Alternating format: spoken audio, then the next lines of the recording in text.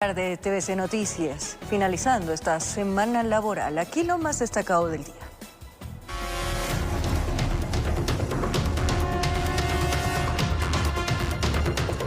En la parroquia de Amaguaña fueron detenidos dos sujetos aparentemente implicados en el delito de robo a personas. Los presuntos antisociales se movilizaban en un taxi legal, al que le taparon la placa y los números telefónicos. Estos dos sujetos no lograron escapar del operativo policial. Los uniformados se percataron que la placa de la parte posterior no tenía y a la delantera le taparon un número. A la orden de detenerse, el conductor optó por acelerar y empezó la persecución. Se registra un posible robo a un transeúnte, el cual nos dio las mismas características. A la altura del sector de El Ejido, en la carretera E35, fueron alcanzados y les cerraron el paso. Dos lograron escapar y dos fueron detenidos, entre ellos el conductor de 26 años, ecuatoriano que registra antecedentes. El taxi era de un familiar que ni por enterado en lo que era utilizado. Quien confiando en uno de sus sobrinos le presta el vehículo para que salga a trabajar y el señor se aprovecha de la confianza y realiza actos delictivos. Además, el vehículo tenía tapado con cinta amarilla la numeración que va en el techo, los números telefónicos de la compañía, es decir, le prepararon al auto amarillo para cometer sus fechorías. Estarían implicados en el robo a personas. Desde días anteriores teníamos alertas de que el vehículo taxi que ven a mi derecha se encontraba realizando robos a los transeúntes de los circuitos de Amaguaña y El Ejido. Pero no era todo. Bajo el asiento encontraron un arma de fuego con su respectiva munición. El otro detenido, un venezolano de 22 años de edad. La policía presume que podrían estar implicados en otros hechos delictivos. La delincuencia hoy en día utiliza este tema para camuflar ciertos dígitos tanto del número de operación como de placa, para que no puedan ser identificados con facilidad. La policía exhortó a las víctimas a reconocerlos y colocar las denuncias correspondientes. En Quito informó Iván Casamen. Una banda de delincuentes a bordo de un vehículo gris atemoriza a los moradores del sector La Forestal al sur de Quito. Cámaras de seguridad captan cómo asaltan a los ciudadanos cuando salen o llegan a sus viviendas.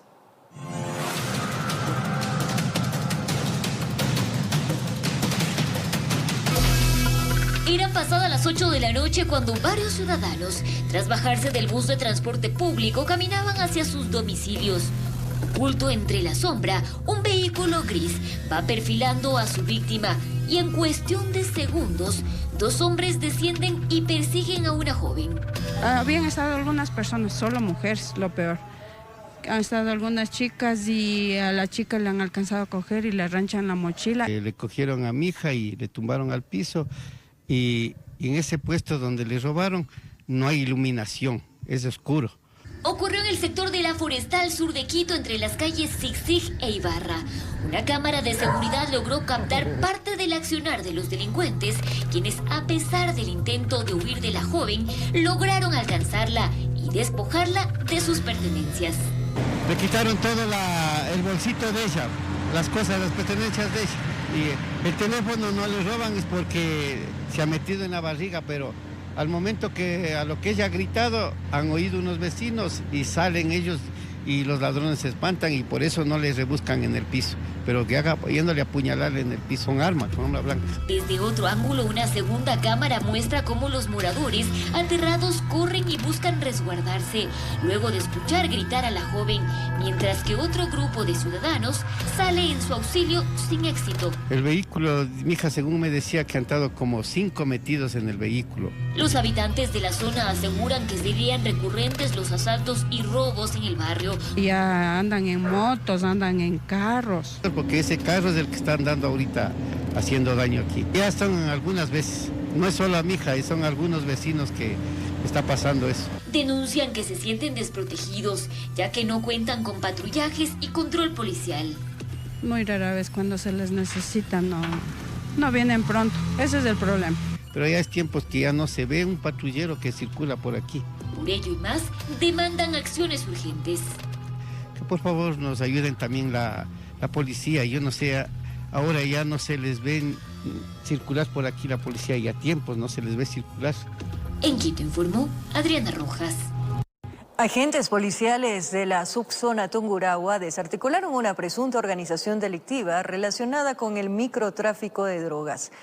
Entre los detenidos, 2 sujetos con antecedentes y vinculados a una organización terrorista.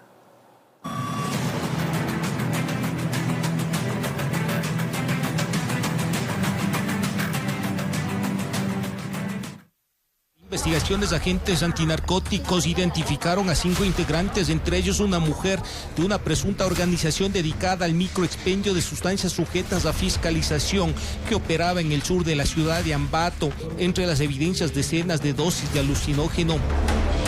Tenemos marihuana con un peso neto de 193.60 gramos, lo que da cocaína, tenemos 96.80 gramos, clorhidrato de cocaína con un peso de 0.50 gramos. Según la denuncia de la ciudadanía y registros de los policías, tenían el territorio delimitado, es decir, donde nadie podía ingresar, solo ellos podían comercializar la mercadería prohibida.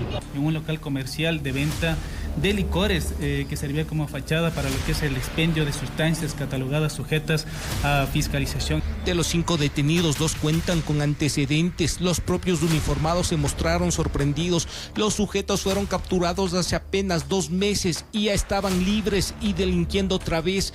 Según la policía, serían integrantes de un grupo terrorista. Les encontraron con panfletos relacionados al delito de extorsión y droga, pero fueron huéspedes pasajeros. Al parecer, la justicia les encontró inocentes.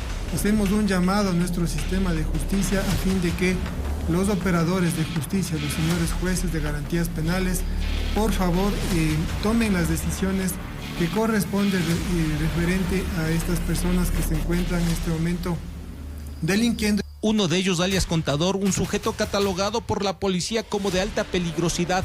Sin embargo, volvió a las calles.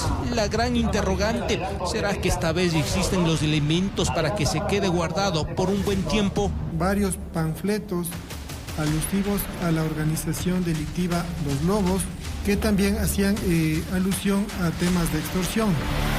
Solo el tiempo lo dirá, informó Iván Casamen. En Quito fue ubicada una pareja sobre quien estaba vigente una boleta de captura por el delito de extorsión. Mientras, en la ciudad de Esmeraldas, 2 personas fueron detenidas por estar aparentemente implicadas en el mismo delito. Agentes de la Unidad de la Fuerza de Investigación contra la Extorsión FICE, en base a las denuncias presentadas por las víctimas de extorsión, en flagrancia siguieron los movimientos de un hombre y una mujer, quienes mediante llamadas y mensajes de WhatsApp exigían supuestamente dinero para no atentar contra la integridad de la víctima y su familia. Que operaban en el sector comercial del Cantón Esmeraldas. Durante varios días, las labores investigativas, agentes policiales lograron ubicar a los 2 ciudadanos. Como antecedentes, del pasado 4 de abril, el dueño de un negocio ubicado en el centro de Esmeraldas empezó a recibir llamadas y mensajes extorsivos a través del WhatsApp, donde le exigían $3,000 a cambio de seguridad y no atentar contra su familia. Fueron aprehendidos en flagrancia, fueron trasladados e identificados, se observó unos mensajes extorsivos y mientras exigían dinero a las víctimas. Los agentes siguieron a una mujer que ingresó a una agencia bancaria a retirar el dinero producto de la extorsión. Cuando salía, le sorprendieron a la mujer de 22 años de edad con los billetes en la mano. Al tratarse de un delito flagrante, allanaron un inmueble donde fue detenido un hombre de 37 años de edad. Se han levantado varios indicios vinculantes al hecho delictivo. 2 terminales móviles y dinero en efectivo.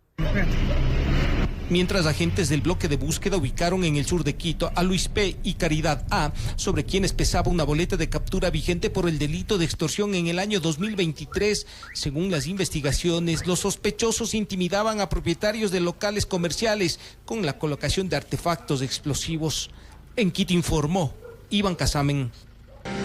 Un tribunal de la Corte Nacional de Justicia declaró la detención de Jorge Glass en la Embajada de México como ilegal y arbitraria, pero rechazó el pedido de su defensa para que el expresidente pueda recuperar su libertad. ¿Cuáles fueron las razones?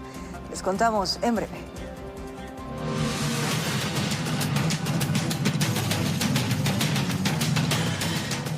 En Riobamba, 8 mujeres y un hombre, miembros de una banda delictiva, fueron aprehendidos tras un trabajo de inteligencia de antinarcóticos que duró 4 meses. Así es como operaban estas mujeres. Escondían la sustancia por los árboles macetas y otros lugares para no tener en su poder el alcaloide. Pero cuando llegaban sus compradores, los expendían con el famoso cruce de manos.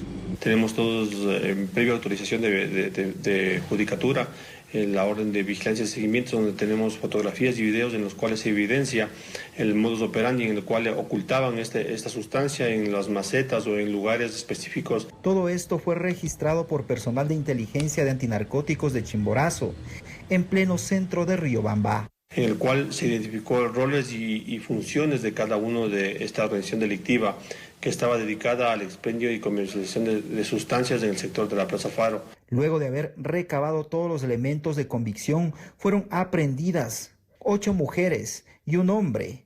Y era la persona que entregaba la sustancia para ser comercializada por parte de estas ciudadanas que también, como usted indica, se dedicaban al trabajo sexual en el sector. A 4 de los detenidos el juez les dictaminó prisión preventiva, mientras que a los demás, medidas sustitutivas, informó Darwin Altamirano.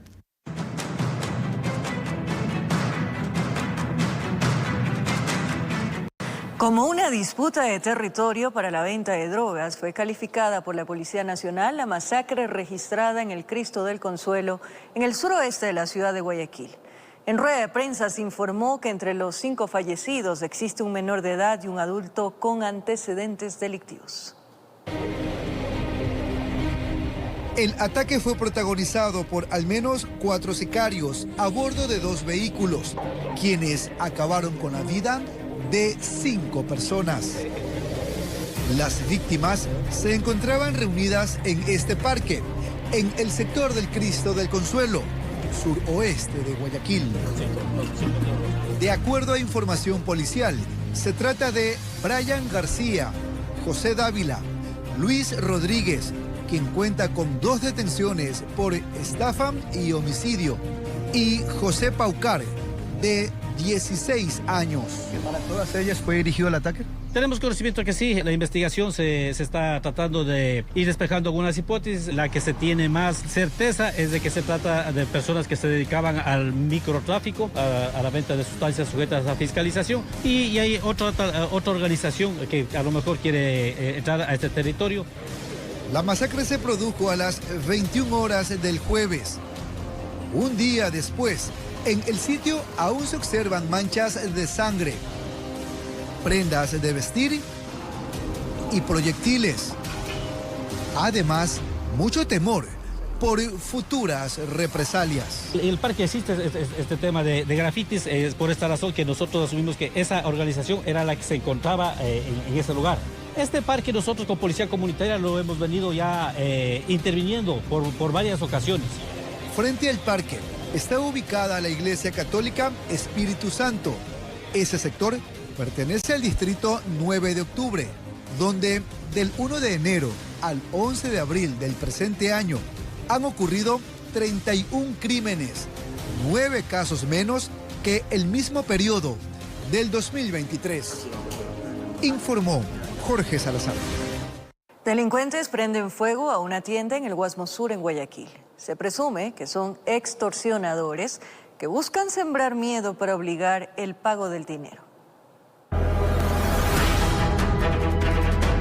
Todo quedó grabado por una cámara de vigilancia. 2 tipos en una bicicleta pasaron junto a la tienda. Uno de ellos se bajó portando una funda negra en sus manos. De esa funda sacó una botella con un líquido en su interior. Se trataría de algún combustible. Rápidamente empezó a rociar la fachada del local comercial. Segundos después, lanzó un fósforo encendido y eso generó la llama que alcanzó hasta el techo del domicilio. El suceso se registró cerca de las 2 de la madrugada de este viernes 12 de abril. Ya en horas de la mañana, esta era la imagen de los daños provocados en la estructura del negocio. Se trata de una tienda de abastos situada en el Guasmo Sur, en la ciudad de Guayaquil. Por temor, su propietario evitó brindar declaraciones, pero asegura que todo viene por acciones de grupos extorsionadores quienes les exigen el pago de altas cantidades de dinero para dejarlos trabajar tranquilos. El fuego es una forma de ejercer presión y sembrar el temor para obligarlos a entregar el dinero que piden. Informó José Morales. Hubo un repunte de muertes violentas en esta semana. En las últimas 24 horas, 13 personas fueron asesinadas en la zona 8, conformada por Guayaquil, Durán y San Borondón. La Policía Nacional investiga si se trata de un ajuste de cuentas. Mira los muertos como están en la pampa del bobito, La muerte a la carta ha vuelto a dispararse en Guayaquil y Durán. Encapuchados en motos, descargaron sus armas a mansalva contra un grupo de 5 personas que conversaba en este parque, Chambers y Gallegos Lara, suroeste de Guayaquil. Mientras, en la avenida Pío Jaramillo, sur, un hombre de 30 años fue acribillado mientras circulaba con su enamorada a bordo de una moto. En la 29 y Sedalana, suburbio de la ciudad, otra pareja fue atacada por sicarios. El hombre cayó con un tiro en la cabeza y la mujer herida. En las Malvinas, sicarios también mataron a 2 sujetos en diferentes puntos. En la isla Trinitaria, otros criminales buscaron a uno más. Finalmente en Durán hubo 2 asesinatos. Según las estadísticas de la zona 8, de enero a abril han asesinado a 531 personas. Aún así, ven una disminución del 21% frente al mismo periodo del año pasado. Sin embargo, en 24 horas hubo 13 muertes violentas, pese al Plan Fénix y a 9 días de la consulta popular. Informó Jorge Escobar. La mañana de este viernes, en las instalaciones del puerto pesquero de Anconcito, fue asesinado al estilo sicariato el administrador del muelle. La policía señaló que 2 sujetos ingresaron hasta la oficina del funcionario y le dispararon. Una nueva muerte violenta al estilo sicariato se registró la mañana de este viernes en la parroquia Anconcito del Cantón Salinas. La víctima fue identificada como Marco Antonio Domínguez, oriundo de la ciudad de Riobamba, quien se desempeñaba como administrador del muelle de este puerto pesquero. Las primeras indagaciones indican que los sicarios ingresaron hasta la oficina del funcionario. En el lugar se levantaron 5 indicios balísticos. Estos individuos proceden a ingresar a lo que es a la oficina de administración y propiedad de los disparos contra la moneda. 5 indicios balísticos y tiene 4 impactos de arma de fuego, ¿Qué calibre? 9 milímetros. A pesar de que el ingreso a las instalaciones del muelle es estricto, los gatilleros ingresaron con cierta facilidad. Se presume que se hicieron pasar como pescadores artesanales. ¿Cómo es que se filtran? Porque uno como pescador aquí, si uno le pide un chaleco, no tiene, no compra o se olvida, no puede ingresar, ¿no? Que eso que no se sabe cómo habrán ingresado los señores, pues. Tal vez cargaban chalecos, cargaban todo para poder ingresar, tal vez. Se pudo conocer también que existe una persona herida. Tenemos una persona herida que es el guardia que manifestó que tiene un impacto de ruptura del estómago. Según las versiones nos indican que él ha tratado de huir, porque él visualizó a estos individuos que se trasladaban y él trató de salvaguardar su vida. Hasta el momento se desconocen las causas del crimen. El fallecido tenía más de 2 años trabajando en la administración. El cadáver fue retirado del lugar para ser trasladado hasta el Centro de Patología Forense. Desde la provincia de Santa Elena, informó Darwin Villao. Al volver, un bus cayó al río Loja, dejando como resultado 4 personas fallecidas y al menos 15 heridas. El vehículo transportaba jóvenes atletas de la Federación Deportiva de Loja. Los heridos fueron trasladados. Se reporta el fallecimiento de 4 personas y 15 heridos en varias casas de salud. El percance se reportó alrededor de las 8 de la mañana con 20 minutos de este viernes 12 de abril en el sector de El Tablón en el cantón Saraguro, en la provincia de Loja. Versiones iniciales señalan que el bus habría presentado fallas en su sistema de frenos, por lo cual no fue posible maniobrar y evitar la caída que los llevó directo hacia un río de la localidad. En el transporte se movilizaba personal de la Federación Deportiva de Loja, quienes debían participar de un campeonato de taekwondo en la ciudad de Cuenca. Bueno, nosotros como Cuerpo de Bomberos de Loja venimos a apoyar acá a los cuerpos bomberos locales que se encuentran más cercanos, pero obviamente ya ellos han intervenido en el lugar. En esta tragedia fallecieron 4 personas. Se trata del deportista Mateo de Jesús Castro Riofrío, de 10 años de edad. Su madre, Mary Andrea Riofrío Quesada, de 44 años de edad. Otra de las deportistas, Victoria Estefanía Moreno, de 14 años de edad, y la señora Sara Elizabeth Figueroa. Rescatistas de diferentes cantones acudieron a prestar ayuda en esta emergencia, logrando rescatar con vida a 15 personas, quienes permanecen en diferentes casas de salud. Para ello nosotros hemos recibido lo que son un total de 8 pacientes con fracturas, con politraumatismos, heridas leves, de las cuales los politraumatismos 2 han sido referidos a lo que son a la ciudad de Loja. El ministro del Deporte se mostró consternado por esta tragedia. Una tragedia para el deporte ecuatoriano y el deporte lojano, así que estamos de verdad consternados, muy preocupados. En horas de la noche, el Ministerio del Deporte envió un comunicado de prensa solidarizándose por esta tragedia. Además, señaló que lamenta profundamente este trágico accidente que enluta al país y reitera su apoyo a la Federación Deportiva de Loja en el duro proceso de acompañamiento a las familias que hoy despiden a sus seres queridos. Informó José Morales.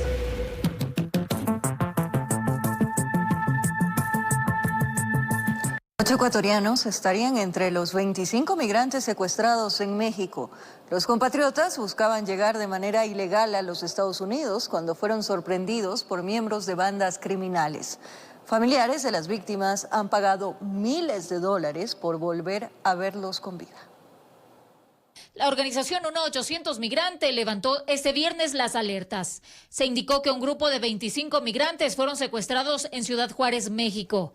Allí constan ecuatorianos, todos oriundos de Morona, Santiago. No se descarta que haya más compatriotas en la misma condición. Confirmar de que son 8 los ecuatorianos que están secuestrados en Ciudad Juárez. 3 adultos y 5 niños. Los criminales que los tendrían retenidos han empezado a llamar a los familiares de las víctimas, tanto en Ecuador como en Estados Unidos, para exigir altas sumas de dinero a cambio de devolverlos con vida.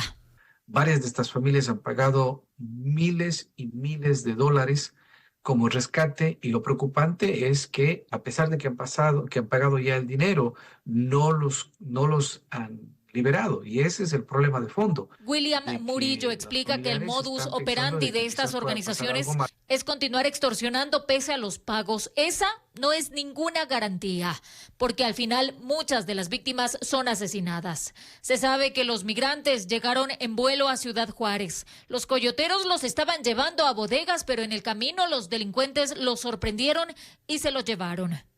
Dicha organización registra unos 200 migrantes ecuatorianos secuestrados en lo que va del año, con 5 víctimas mortales. Los compatriotas se convierten en la preferencia de las bandas criminales. Buscan a los ecuatorianos porque piensan que porque el Ecuador está dolarizado están llenos de dinero, y la verdad es que no es así. Esa ONG, el pasado 27 de marzo, alertó de otro secuestro masivo de ecuatorianos en Tapachula, y Murillo, por levantar las alertas a las autoridades, recibió estas amenazas. Porque tanto alborotando estás a la gente, carnal, así te lo digo. En bolsa los vas a recibir, ¿eh? Hasta el cierre de esta edición, Cancillería de Ecuador no se ha pronunciado con respecto al tema. Informó Marilyn Jaramillo.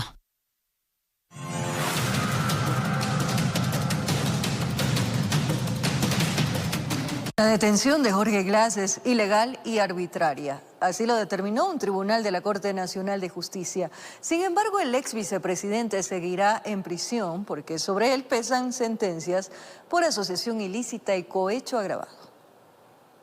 El ex vicepresidente Jorge Glass seguirá detenido en la cárcel de máxima seguridad de La Roca. Esa fue la decisión del tribunal, integrado por los jueces Mónica Heredia, Liz Barrera y Adrián Rojas. Los magistrados de la Corte Nacional de Justicia indicaron que la detención del ex vicepresidente en la Embajada de México fue ilegal y arbitraria, ya que el ingreso a la sede se hizo sin autorización del personal diplomático. Sin embargo, sobre él pesaba una orden de detención y captura, emitida el pasado 5 de enero. El tribunal, pese a haber aceptado el recurso de habeas corpus, dispuso que Glass siga en prisión pues tiene que cumplir la condena unificada por los casos de corrupción Odebrecht y sobornos. Hoy, la justicia ecuatoriana repara, limpia la cara del accionar arbitrario en contra de un ex vicepresidente.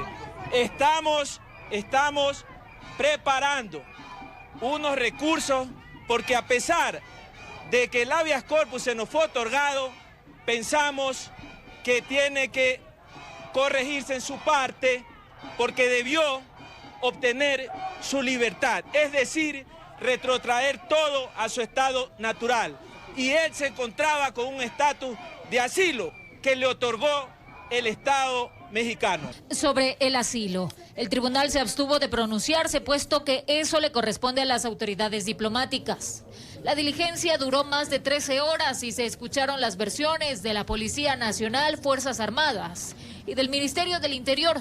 La ministra Mónica Palencia sostuvo que esto no se trata de una persecución política. La incursión policial en la Embajada de México ha provocado la ruptura de las relaciones con ese país. Informó Marilyn Jaramillo. Prisión preventiva fue la resolución que emitió el juez de la Corte Nacional de Justicia para el exministro de Obras Públicas, Walter Solís, quien trabajó en el gobierno de Rafael Correa en el caso Reconstrucción de Manabí por el presunto delito de peculado. Les contamos los detalles en el siguiente reporte.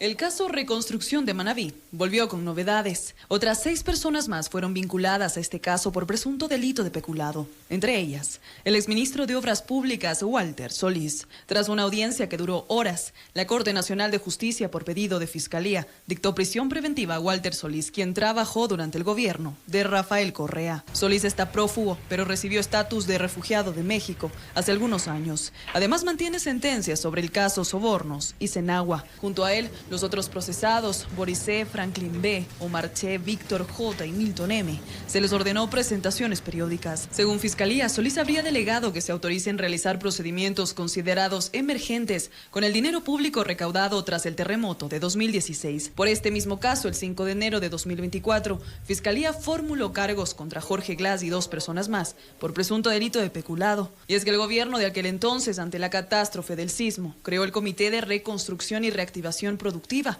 que lideraba Jorge Glass. Además, expidió la Ley Orgánica de Solidaridad para contribuir a la planificación, construcción y reconstrucción de viviendas por el fuerte terremoto que dejó a miles sin hogar. Con esta ley se recaudó más de 1.614 millones de dólares. Y es que según las denuncias, los millones de dólares que aportó el pueblo ecuatoriano, al parecer se destinaron a contratos y proyectos para los que no fueron recolectados, evidenciando, según la Fiscalía, el abuso de fondos estatales. En el caso Reconstrucción de Manabí, con Walter Solís y Jorge Glass, suman ya 9 los procesados por presunto delito de peculado. Informó Mía Sabeli Carrera. Durante el cuarto día de testimonios dentro del juicio a Carlos Polit, el empresario para la designación del defensor público. A esa resolución se llegó luego de la comparecencia de los encargados del proceso. En medio de serios cuestionamientos se desarrollaron las comparecencias de los miembros de la Comisión Ciudadana encargada del concurso para la designación del defensor público. Las críticas surgieron en el Pleno del Consejo de Participación Ciudadana y Control Social, porque una sesión del 5 de abril sobre las impugnaciones prefirieron se desarrolle sin ser transmitida al público. ¿A usted le parece que ocupe unos medios, gaste los medios del Consejo de Participación para sentarme en una mesa con mis comisionados a estar leyendo? Y en ese... Pero por supuesto, esta es una fase donde la ciudadanía va a verificar si usted realmente está tomando las decisiones dentro de las impugnaciones correspondientes. Ese debate era el importante que esté dentro y transmitido para que esta transparencia del concurso se denote, cosa que no se ha hecho y me preocupa de sobremanera. Más allá de todo lo que ha pasado en este concurso, me parece irresponsable que no se haya transmitido. Por casi 5 horas, los comisionados intentaron defender su actuación. Vinimos a tomar un concurso que ya venía lleno de fallos, muchos de los cuales ahora entiendo porque la presión política es fuerte. Al final, el consejero Juan Esteban Guarderas mocionó solicitar un informe al Departamento Jurídico, de lo que dependerá la suerte del proceso. Si usted corta el debate La ciudadanía no sabe cuáles fueron los argumentos que ustedes tomaron a consideración a la hora de resolver. Hasta el martes deberá estar listo el pronunciamiento jurídico. Habría que valorar, hacer el análisis crítico jurídico, para verificar si se ha cumplido con todos los procesos, reglamentos. ¿Pero qué correctivos se podrían tomar? Bueno, correctivos puede incluso incluir la destitución de estos funcionarios, puesto que no son funcionarios, los comisionados todos no son funcionarios. De llegar a ese caso, ¿quién continuaría con el concurso? Tenemos banco de elegibles. Sin descartar que la designación nuevamente se interrumpa. La ciudadanía ha invertido en este concurso y Contraloría tendría que entrar a fiscalizar este concurso porque habría dinero del Estado botado por la nada. Pedido de comparecencias que en primera instancia surgió de la asambleísta Sofía Sánchez. De Gente Buena, informó Héctor Romero. Un profesional en Derecho Penal y un experto en Relaciones Internacionales hacen un análisis de la denuncia presentada por la ministra de Trabajo, Ivonne Núñez, contra el expresidente Rafael Correa por el delito de traición a la patria. ¿Qué dice este artículo en el COIP? ¿Hasta qué instancias legales puede llegar? Veamos. La denuncia llegó a la Fiscalía General este jueves, firmada a título personal por la ministra de Trabajo, Ivonne Núñez, en la que hace énfasis en el artículo 533 del Código Orgánico Integral Penal, específicamente en el delito de traición a la patria, que la persona será sancionada con pena privativa de libertad de 7 a 10 años en tiempo de paz y con pena privativa de libertad de 10 a 13 años en conflicto armado. La persona que realice alguno de los siguientes actos, aun con fuerzas aliadas, y ella elige el inciso 11, divulgar noticias con la intención de difundir pánico, desaliento o desorden en las tropas o ejecutar cualquier acto que pueda producir iguales consecuencias. Según el penalista Julio César Cueva, deben cumplirse algunos elementos y entre estos, que el acusado esté presente durante el proceso. Asimismo manifiesta que existen otros puntos que quedan en la subjetividad. Requiere que se demuestre, entre otras cosas, que esta persona ha divulgado noticias y hay que distinguir entre la noticia como un hecho que sucede y otra cosa es lo que yo pienso u opino. Lo que habría que demostrar es que como consecuencia de esas declaraciones hubo pánico, bajaron las acciones, los pescadores no querían salir, había temor en la población de salir porque se podían encontrar con un barco de guerra. Y señala que analizando un poco más, cerrar las cuentas de las redes sociales del exmandatario no es un proceso fácil de seguir. Por eso señala que esto no podría llegar a las instancias que espera la secretaria de Estado. En algún momento se va a discutir, por ejemplo, en dónde se comete el delito. En el lugar donde el señor habló, que no es en el Ecuador, o en el Ecuador, que es donde supuestamente se producen los resultados. Al no poder ser juzgado en ausencia, la mejor de los escenarios se podrá llegar hasta un llamamiento a juicio. El juicio se va a suspender hasta que la persona se entregue o sea capturada. De este tema también le consultamos al experto en Derecho Internacional Carlos Estarellas, quien hace referencia a que habían otros funcionarios que representan al Estado ecuatoriano que pudieron haber asentado la denuncia y no la ministra. Bueno, el abogado del Estado es el procurador que pudo haber presentado la denuncia. Otro funcionario, digamos, del Estado me ha llamado la atención, que sea la ministra de Trabajo, aunque la denuncia es de tipo personal, lo señala ella, pero no son las funciones de un ministro de Trabajo. Por ahora habrá que esperar los impulsos que realice la Fiscalía en los próximos días en esta denuncia y la respuesta de la defensa del exmandatario en un delito que desde el retorno a la democracia no ha trascendido un caso similar, informó Charlie Pisa.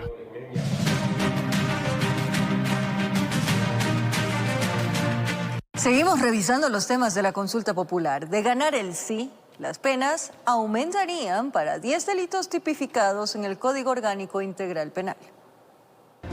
Los ecuatorianos también deberán responder si están de acuerdo o no con el incremento de penas en delitos como terrorismo, producción y tráfico de drogas, delincuencia organizada, asesinato, sicariato, secuestro extorsivo, tráfico de armas, lavado de activos y actividad ilícita de recursos mineros. En el Código Orgánico Integral Penal actual, de estos delitos mencionados, los que tienen mayor pena son aquellos que van en contra de la integridad de las personas o delitos que causen muerte, por ejemplo, el asesinato asesinato y el sicariato tienen una pena privativa de libertad de 22 a 26 años. Asimismo, la trata de personas puede llegar a 26 años de cárcel. Pero el abogado Julio César Cueva opina que el incremento de penas no frena el cometimiento de ilícitos mientras exista un débil sistema judicial.